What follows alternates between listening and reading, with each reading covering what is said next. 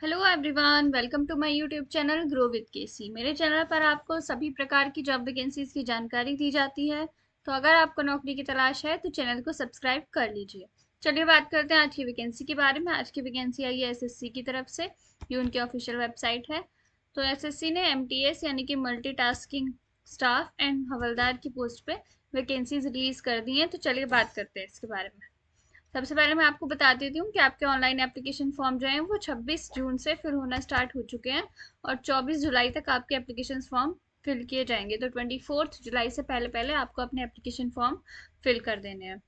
25 जुलाई तक आपको अपनी फीस पे कर देनी है। 25 जुलाई आपकी फीस पे करने की लास्ट डेट होने वाली है। आपकी जो करेक्शन विंडो है वो ओपन होगी 29 जुलाई से लेके 31 जुलाई तक आपकी करेक्शन विंडो ओपन होगी। तो अगर आपसे by chance application form fill करने में कोई गलती हो गई है तो उस टाइम पे आप उसको सही कर सकते हैं। यहाँ पे आपका एक कंप्यूटर बेस्ड एग्जामिनेशन होता है, उसकी डेट भी यहाँ पे इन्होंने दे दी गई है, लेकिन ये टेंटेटिव डेट है, ये बाद में चेंज भी हो सकती है। तो 20 सितंबर से लेके 24 अक्टूबर तक आपका जो है इस बीच में आपका एग्जाम कराया जा सकता है। ये इन्होंने हेल्पलाइन नंबर दिया हुआ है। अगर आपको कोई भी दिक्कत आती है अपना एप्लीकेशन फॉर्म फिल करने में तो आप इस नंबर पे कॉल करके पूछ सकते हैं।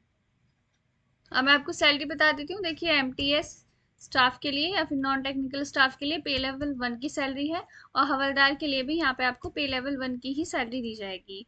तो बेसिक सैलरी मिला के और सारे अलाउंसेस मिला के लगभग आपको शुरू में 30,000 के आसपास आपको सैलरी यहाँ पे देखने के लिए मिलेगी। अब हम बात करते हैं वैकेंसीज की। तो एमटीएस के लिए अभी इन्होंने वैकेंसीज नहीं बताई हैं कि कितनी निकलेंगी, लेकिन हवलदार के लिए यहाँ पे आपकी 1075 वैकेंसीज हैं। अब हम आगे बात करते हैं। मैं आपको इम्पोर्टेंट इन्फॉर्मेशन बता रही हूँ। देखिए, यहाँ पे इन्होंने एज लिमिट बताई हुई है। तो एमटीएस की पोस्ट के लिए आपकी एज जो है 18 ईयर्स से लेकर 25 ईयर्स तक होनी चाहिए और हवलदार की पोस्ट के लिए आपकी एज जो है 18 ईयर्स से लेकर 27 ईयर्स तक होनी चाहिए। अब एज रिलैक्सेशन की बात कर लेते हैं। तो एससी एसटी के लिए अपर एज में यहाँ पे 5 ईयर्स की रिलैक्सेशन है, ओबीसी के लिए 3 ईयर्स का, पीडब्ल्यूबीडी अनरिजर्व्ड और ईडब्ल्यूएस के लिए 10 ईयर्स का एज रिलैक्सेशन है, पीडब्ल्यूबीडी ओबीसी के लिए 13 ईयर्स का, पीडब्ल्यूबीडी एससी एसटी के लिए 15 ईयर्स का और एक्स सर्विसमैन को यहाँ पे 3 ईयर्स का एज रिलैक्सेशन है। यहाँ पे और लोगों को भी एज रिलैक्सेशन दिए हुए हैं। तो ये आप यहाँ पे देख सकते हैं कि आपके किस कैटेगरी में आप फॉल करते हैं, कि आपको एज रिलैक्सेशन मिलने वाला है कि नहीं मिलने वाला है। चलिए अब हम आगे बात करते हैं। इस नोटिफिकेशन से रिलेटेड आपको सारे लिंक जो है वो आपको मेरे वीडियो के डिस्क्रिप्शन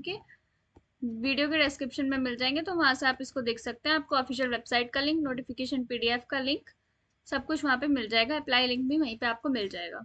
अब हम बात करते हैं एसेंशियल एजुकेशन क्वालिफिकेशंस के बारे में। तो यहाँ पे आपसे सिर्फ बोला हुआ है कि आपने 10th पास की होनी चाहिए तो आप इस पोस्ट के लिए अप्लाई कर सकते हैं। सबसे ही कम क्वालिफिकेशन यहाँ पे आपकी मांगी गई है। अगर आपने 10th पास किया हुआ है तो आप इसके लिए अप्लाई कर सकते हैं।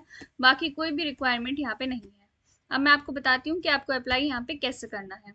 आप सिर्फ इसके लिए ऑनलाइन ही अप्लाई कर सकते हैं, ऑफलाइन कोई भी तरीका नहीं है इसके अप्लाई करने का। तो आप, ये इनकी ऑफिशियल वेबसाइट है, इस पे जाके आप इसको अप्लाई कर लेंगे या फिर आप अपने मोबाइल में माई एसएससी ऐप डाउनलोड कर सकते हैं प्ले स्टोर से।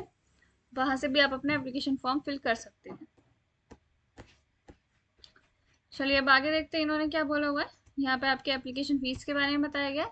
यहाँ पे आपको 100 रुपीज़ की फीस पे करनी है, जो कि बहुत ही कम है। और जो वुमेन कैंडिडेट्स हैं, एससी एसटी की कैंडिडेट्स हैं, पीडब्ल्यूबीडी या फिर एक्स सर्विसमैन कैंडिडेट्स हैं, उनको यहाँ पे कोई भी फीस नहीं करनी, फ्री में आपका फॉर्म फिल किया जाएगा।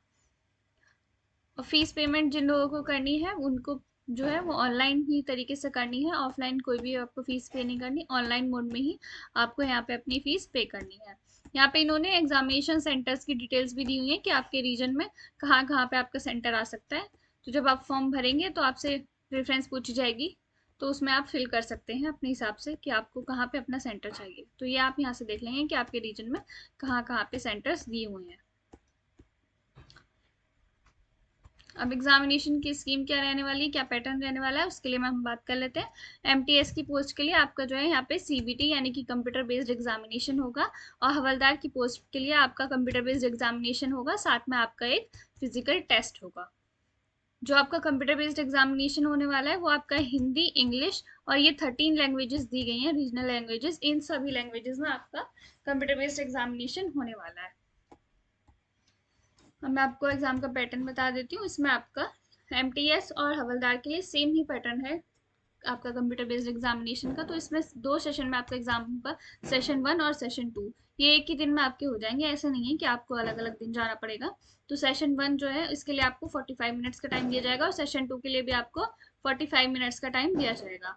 और जो स्क्राइब वाले कैंडिडेट्स हैं उनको 60 मिनट्स का टाइम दोनों ही सेशंस के लिए दिया जाएगा।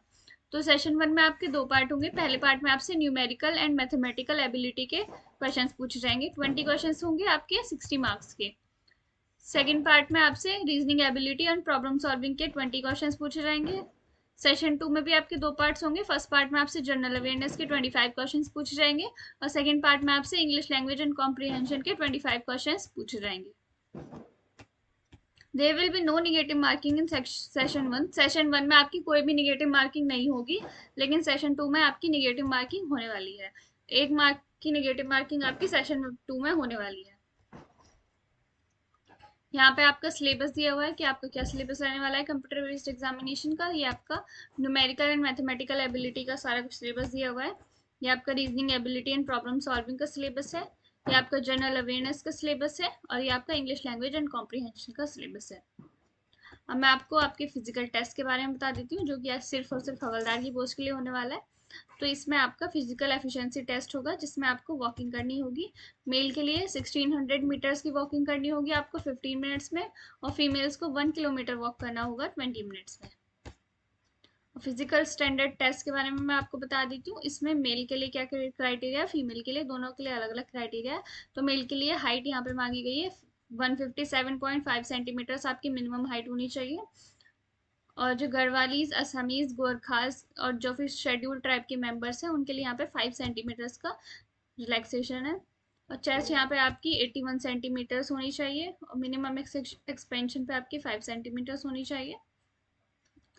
फीमेल के लिए यहाँ पे हाइट दी हुई है 152 सेंटीमीटर्स और बाकी जो शेड्यूल रिलैक्सेबल कैटेगरीज है उनके लिए यहाँ पे 2.5 सेंटीमीटर्स का रिलैक्सेशन है। वेट यहाँ पे 48 kg यहाँ पे दिया हुआ है, आपका मिनिमम वेट होना चाहिए। और बाकी जो रिलैक्सेबल कैटेगरीज है उनके लिए 2 kg का रिलैक्सेशन है।